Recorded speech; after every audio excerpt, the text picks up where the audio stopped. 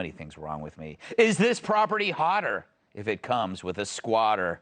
This real estate listing includes a tenant with no lease. So after you buy it, you probably have to call the police. A Virginia home is already under contract after a few days on the market, after being listed for $800 grand in cash, with the stipulation that the owner will not be able to even see the downstairs because there's already another person living there with no lease. Cash only, plus a mystery tenant? This sounds legit. The listing was very clear that the 5-bedroom, 3-bathroom home needs about 25 grand in renovation, as there are issues such as a broken dishwasher and a toilet that is shut off because it leaks to the lower level. Oh, this sounds like the Ritz-Carlton in Mogadishu. Anyway, it is not clear if the person living there is a previous owner or a squatter, but who knows? It may be a hot chick. A sexist would say. My mistake. Could be a freeloading relative who's also a hot chick. Huh? A sexist would say. Okay, fine. Either way, you should never make real estate decisions based on whether there's a hot chick living there, unless she's got a rack.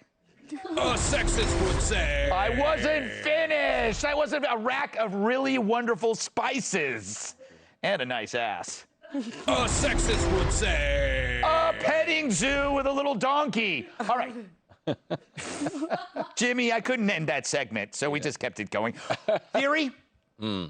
Well, first of all, it's nice to see someone buying a house besides Black Lives Matter. I think that was nice. My theory, for real, I know. My theory for real is that I think the ad is fake. And I think it was made to go viral because everyone reacts to something like this. Oh, you're ruining the story. No. That's just, I'm not done, okay? But that's where I started is I actually think it was fake, but I do think there's people out there that would buy this anyway. I think the person who actually bought it has an interest in probably reality TV because there's something to be accomplished here by having the mystery person. You know, they have the masked singer. Yeah. You have the masked tenant or whatever the hell it is. You know, I think there might be a story.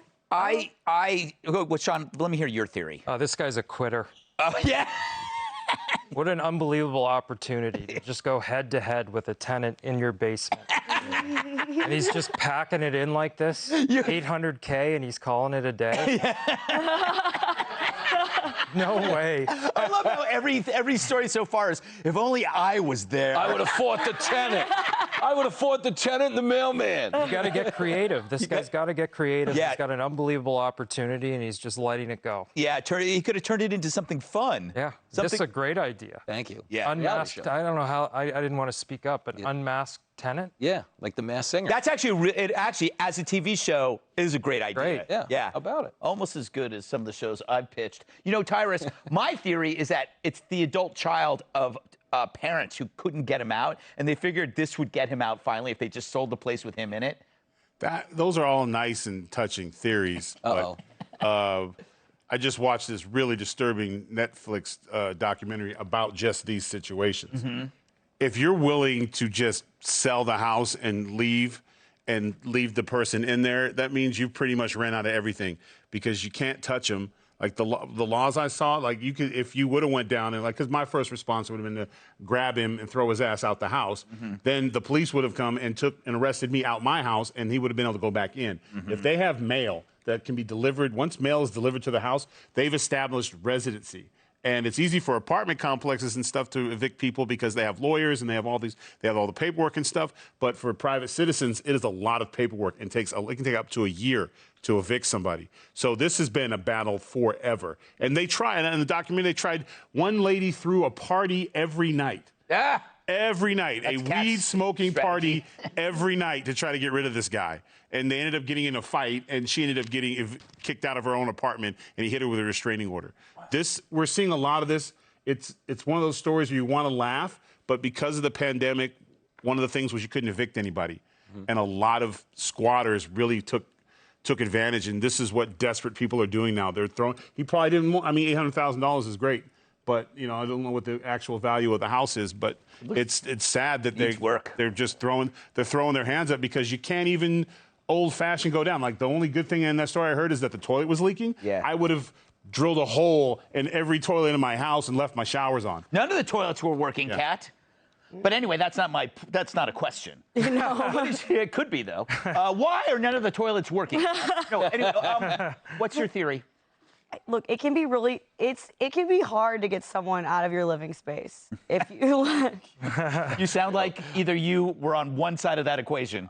I was on the side of the person paying for it, and there was someone who's saying, you remember? I remember it well. There was someone who was hanging around my living space, and at first it was like, okay, he cleans, but I hated him, and I tried to kick him out so many times, but there was always an excuse, like, I twisted my ankle at my shift at ABC Kitchen, and now I can't leave.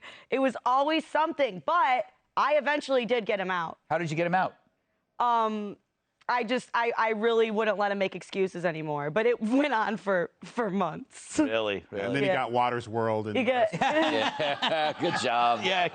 Well done, Jesse. Oh, God. He was like, when are you coming home? I'm like, why are you in my home? It's not home. You're not my boyfriend.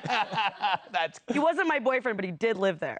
Now, that's the most bizarre thing I've ever heard. Was he a friend? No. Oh, God. Yeah, she used to explain this to the let's bar just every cancel the night for like a wrestling week. segment. Yeah. Let's just cancel the wrestling segments. Stop. and figure this I'm out. now a healthy person, and I don't do stuff like that anymore. All right. I heard of stray cats, but stray people? Yeah. Straight people. He was a straight person. She put out a bowl of milk. I and met it him came at back the every night. I met him at You the can't feed stumble those in, and stray things people. just escalated from there.